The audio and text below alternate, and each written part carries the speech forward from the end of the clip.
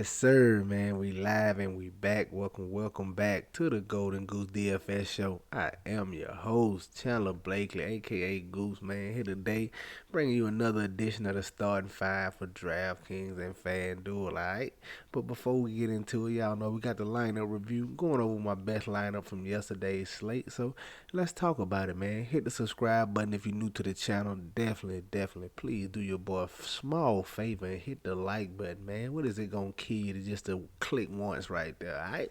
Do that for your boy, man. Turn the notification bell on so you can be here rocking with us every day when the videos drop, alright? Last night, man, it was a high score. It was a monster. Let's get into it, man. Just missed the cash line over here. You can see my best lineup, 301. It was a high scoring night, man. Couple snowflakes killed us right here. But the starting five was pretty solid outside of Darius Garland, all right? If you caught the updated starting five, you know I went Garland, Booker, Grayson Allen. Now I had the Warrior in there and Eubanks. I had the Warrior in the tweeted started five, but it's just one of those things. I figured he would be starting, but when we finally got the starting lineup, I seen Beauchamp was starting, so it's just an easy switch. Now, but it can go one or two ways with situations like that, guy. Cause I left the Warrior in some lineups. I was pretty confident in the Warrior because we seen him in spots like this in the past when Giannis was out and he just come in and crush. So when I got the news Beauchamp was starting, I kind of felt like it might could be a fake out, like Beauchamp gonna start, but the Warrior get all the minutes. So situations like that, in my single entries, I go with the starter. My single entries on my 3 max, I go with the starter. But in my 20 max, I leave some Nora in just in case, like I said, it is the fake out and the Warrior get the bulk of the minutes and smash. So I definitely left him in some spots. Now, uh, but yeah, like I said, getting back to it, everybody was solid. Booker, man, I told you I love point Booker when CP3 is out. He gave us right at 60 fantasy points. Um, who else? Grayson Allen. Grayson Allen was just me trying to get different. I knew I didn't want Bobby Portis on DraftKings. Not at that price tag, and I knew he was gonna be so chalky. But when two of your big stars out like that, I knew everybody from Milwaukee was value. So I got to pretty much everybody else except for Bobby Portis. Like Grayson Allen was the main guy I was getting to because I feel like nobody was gonna go to him. But Grayson Allen had some Brook Lopez, just anybody for that Bucks team that wasn't Bobby Porter's. I ain't want to pay 6,800 for him over here. I thought he was a little too priced up, so I ain't want to pay that much for him, especially at that ownership. So that's why we got the Grayson Allen and some of the other Milwaukee Bucks pieces. Javon Carter really was the piece. I thought he would be higher on. That's why I didn't go to him. I thought I got him in the lineup, but I felt like Grayson Allen was gonna be the lower on. Javon Carter actually came in at like 20%. He wasn't as high as I thought, but I guess that's due to him being starting all year and not really doing much, so people was kind of inclined to go to him. But yeah, Grayson Allen, Eubanks, just simple. He got to start flat K big. When you get bigs at the near minimum and you know they gonna get 30 minutes, you can pretty much just play bigs, man. Centers and forwards because they should be able to just fall into almost a double double or a double double depending on how good they are, which is what you got here with Eubanks. 14 points, 8 boards. He even threw some blocks in there though, so nice out of him. Jason Tatum would let me down. Went back to the Jason Tatum well. Needed some KD is what you needed in your life last night. But Jason Tatum right here, 6.3. Just he got out to a slow start and they was crushing the Pistons. They came back a little bit in the end, but they was pretty much crushing the Pistons all game. He got out to a slow start and they did never really needed him to have a monster game to put this Pistons team away.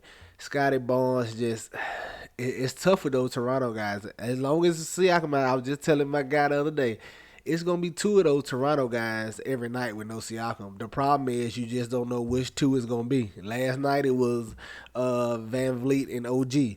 The night before that, I think it was Van Vliet and Trent. It's gonna be two of them guys, and you just don't know what you gotta hope is the guy you got. And it was Scotty Barnes night tonight at 13%. Like I said, OG and Van Vliet had the bigger nights. And then campaign, just another cheap play. I told you yesterday on the video, if CP3 is out, I love Booker and I like campaigns where I don't mind you playing them together. That's what I did here. And then the guy who killed me along with Tatum is Darius Garland. I don't know what he was doing last night, man. Perfect high scoring game right here. 127 to 120. If you tell me that before the game started, I know Garland had a nice game, but just wasn't the case to be. 46% on over here. Levert decided to have a bigger game. So 301, like I said, just missed the cash line over here on DK. Now FanDuel is where I definitely got crushed because I had Garland, I left Bobby Portis in there, and I left Noir in there. So none of those came to fruition. But the start five was what was Lillard, Booker, Bobby Portis, Eubanks. I think Barnes, Bobby Portis, and Eubanks. Yeah. So 275 right here. Eubanks got it done for. I kind of went like a mini game stack here with Rozier and PJ Washington had to run back with Damian Lillard here. I thought this game would be a little more higher scoring, especially with Nurkic being ruled out. So I thought it'd be a little more fast paced, a little more high scoring. Not quite as high scoring as I thought it would be. Like I said, Damian Lillard was just okay. Still waiting on that big one from him, but it's just his second game back, so he'll get there. We'll keep waiting on that Lillard game.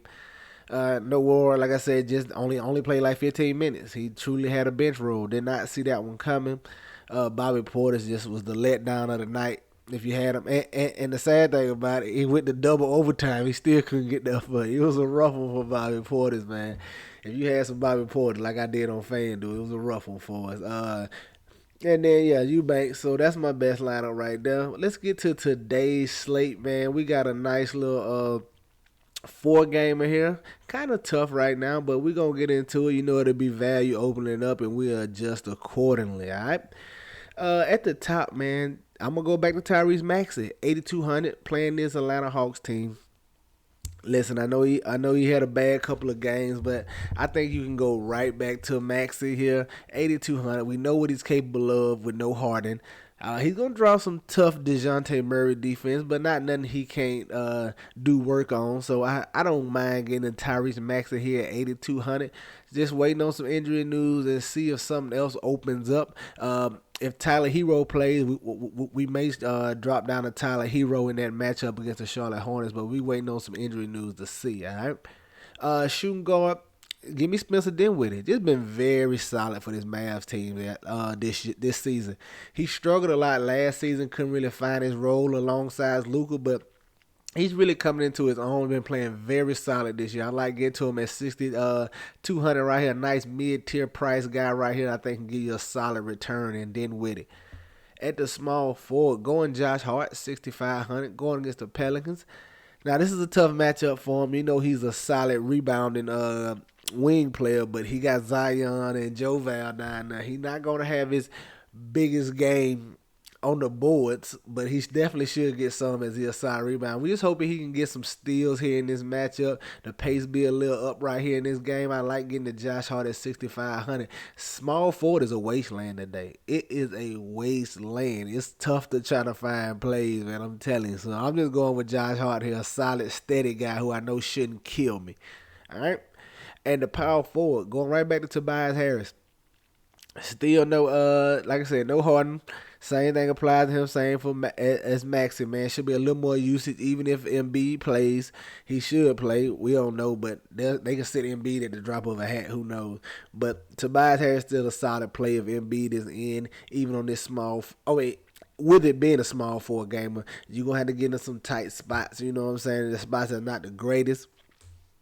Because I know it's hard for both of these guys to go off right here with Embiid. If Embiid's having a big one, it's going to take away from one or if not both of these guys. So it's going to be tough, but hoping it's enough to go around on this full game. I like getting the Tobias Harris at this power forward.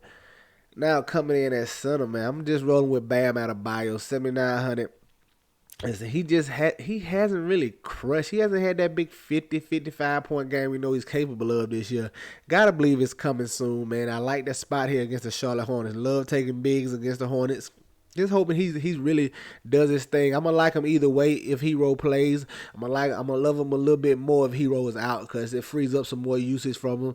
Some more Hopefully some more ball handling opportunities for Bam right here in this spot. But I like him in this matchup going against the Hornets.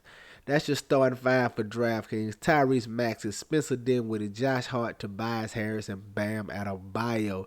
Let's go look at FanDuel and see what I'm feeling over there. All right, at the top, staying with Maxey. Get a little discount over here. Definitely like him at 7,800. Everything applies that I just said for DraftKings. Get you some Tyrese Maxey on FanDuel. Now coming in at shooting guard. I like going to Terry Rozier right here in this spot. 8K. I don't think his ownership is going to be as high as it needs to be. It's probably going to be down some. It may be still up because it is a small slate. I wish the slate was a little bigger. I know he won't get any ownership. But Terry Rozier, same thing. Since he's been back, he just hasn't had that big game yet. The type of game Terry Rozier is capable of. And that being the fact, I think ownership is going to be down on him. It's a tough spot going against the Miami Heat here. A little slower paced matchup for him. But he just hasn't shot the ball well. He's still playing big minutes, still taking 20-plus shots. He's just been like 6 of 23, 7 of 25, whatever the case may be. He just hasn't shot the ball well, and he's a capable shooter. This is the spot I like to get to him at when nobody's really going to take him. If you have him, it's going to be kind of reluctant, like I said, because it's a small slate. But hopefully ownership is way down on it, and all we got to do is get a nice shooting performance from Terry Rozier. I like getting to him in this tough spot against Miami. At the small forward, staying with Josh Hart, 6,400.